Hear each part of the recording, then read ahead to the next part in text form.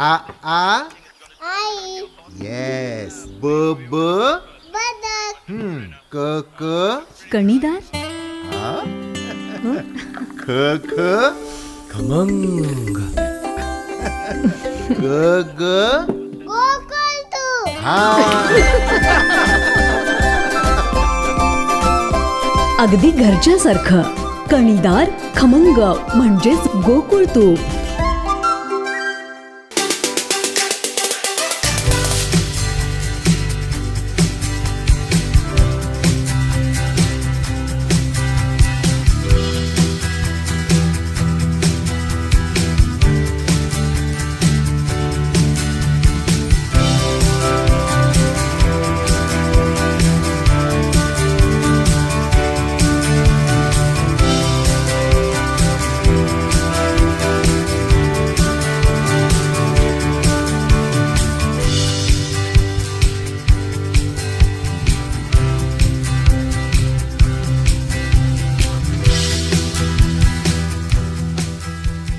आज आपल्या देवगडमध्ये देशातलं सर्वात पहिलं कंटेनर सिनेमा आहे आणि यशस्वी पद्धतीने आपण असंख्य वर्ष तिथे चालून दाखवतो आहे.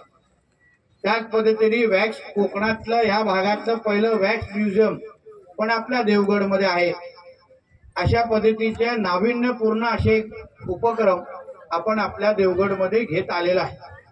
आता हाच धागा पकडून आमच्या दया पाटीलनी रिक्षा सजावट स्पर्धा पहिल्यांदाच आपल्या देवगडमध्ये आयोजित केलेला आहे. मी जेव्हा त्यांनी पहिल्यांदा मला ही संकल्पना सांगितली तेव्हा मला खरं म्हटलं तर कळलीच नाही. मला म्हणजे काय बोला का साहेब तुम्ही या, तुम्हाला काहीतरी वेगळं बघायला मिळेल. आणि आज इकडचं वातावरण पाहिल्यानंतर आज पहिला वर्ष आहे. रिक्षा चालकांमध्ये जे काय उत्साह पाहिल्यानंतर जे काय त्यांनी मेहनत करून काहीतरी नवीन दाखवायला प्रयत्न केलेला आहे, समाजामध्ये एक चांगला संदेश देण्याचा प्रयत्न केलेला आहे. रिक्षा चालक हेही हिमतीने काहीतरी वेगळं करू शकतात अशा पद्धतीचं एक चांगलं उदाहरण आज ह्या निमित्ताने जे करून दिलेलं आहे, दाखवलेलं आहे. ह्याचं सगळं श्रेय आमच्या तरुण सहकारी दया पाटीलचं आहे हे मी तुम्हाला आवर्जून इथे ह्या निमित्ताने सांगतो. शेवटी भारतीय जनता पक्ष म्हणून आम्ही काय ना काहीतरी लोकांची सेवा विविध पद्धतीने करायला प्रयत्न करतो. पण आज दयाने जो काही विचार केला आहे, आज आउट ऑफ द बॉक्स त्याला आपण म्हणतो, वेगळा विचार करून नुसतं विचार करेपर्यंत थांबला नाही पण ते घडून दाखवलेलं आहे. मला वाटतं हेच संस्कार सन्मान्य राणे साहेबांनी आमच्यासारख्या असंख्य कार्यकर्त्यांना दिलेला आहे. आणि आज आम्हाला अभिमान वाटतो की आमचा एक सहकारी त्यांनी अशा पद्धतीचे एक नवीन कार्यक्रम आपल्या देवगडमध्ये आणलेला आहे. ते मला विश्वास आहे की आता दरवर्षी हा कार्यक्रम दया आपल्याला हक्काने आपल्याला रिक्षा चालकांसाठी घ्यायचा आहे.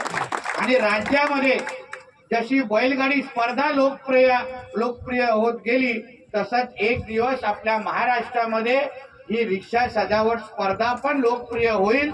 आणि त्याची सुरुवात आपण देवगड पासून केली आहे हे आपण सगळेजण अभिमानाने सांगू शकतो. इकडे आलेल्या प्रत्येक रिक्षाची जे काही मी सजावट पाहिल्यानंतर मला फार समाधान आणि आनंद वाटला. मला अशी खरं म्हटलं स्पर्धा पाहिली नव्हती, अनुभवली नव्हती. आणि आज तर आपल्याला सगळ्यांना रिक्षा चालकांना अभिमान वाटला पाहिजे की आपले राज्याचे प्रमुख सन्मान्य एकनाथ शिंदे साहेब मुख्यमंत्री हे कधी काळी रिक्षा चालक होते आणि आज ते राज्याचे प्रमुख झालेले आहेत.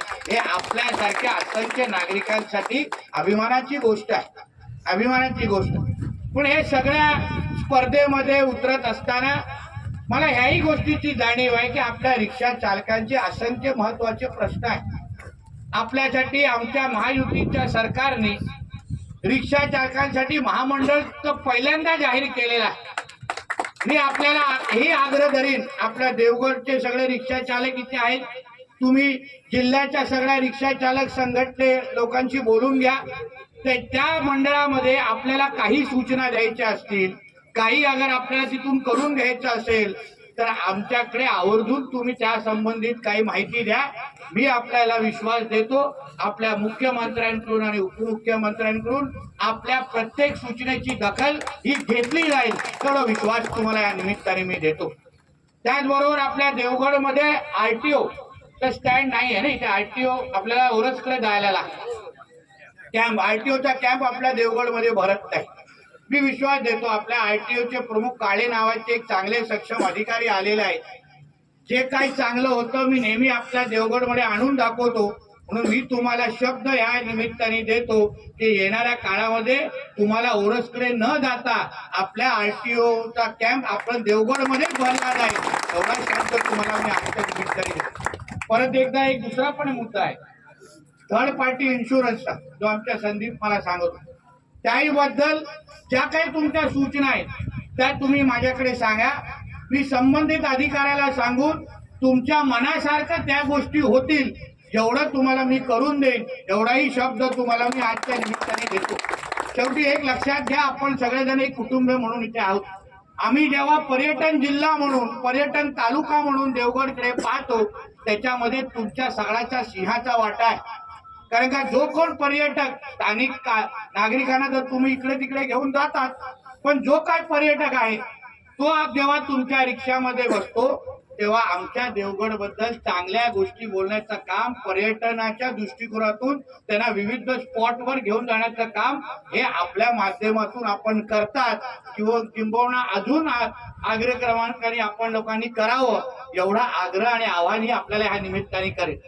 एक चांगली सूचना आमच्या गोगटे साहेबांनी गाडीत आम्हाला दिली की का नाही आपल्या रिक्षा चालकाने टुरिस्ट गाईडची पण भूमिका इथे निभावली की जो काही पर्यटक तुमच्या रिक्षामध्ये बसेल तर त्याला पण चांगल्या 4 स्पॉटकडे अगर तुम्ही घेऊन गेलात तर आपल्या इकडचं पर्यटन पण वाढेल, पण त्याचबरोबर आर्थिक उलाढाल पण आपल्या इकडची वाढेल.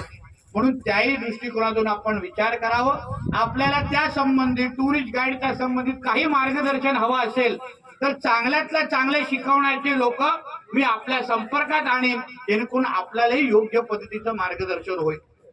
परत एकदा या रिक्षा सजावट स्पर्धेच्या निमित्ताने जे काय आज वातावरण पाहायला मिळत आहे त्यासाठी मी आमच्या दया पाटीलचं आणि त्याच्या सगळ्या सहकाऱ्यांचं मनापासून कौतुक करतो की अशाच पद्धतीने विविध चांगल्यातल्या चांगले कार्यक्रम घेत राहावं आणि देवगडकरांना आकर्षित करत राहावं एवढीच शुभेच्छा.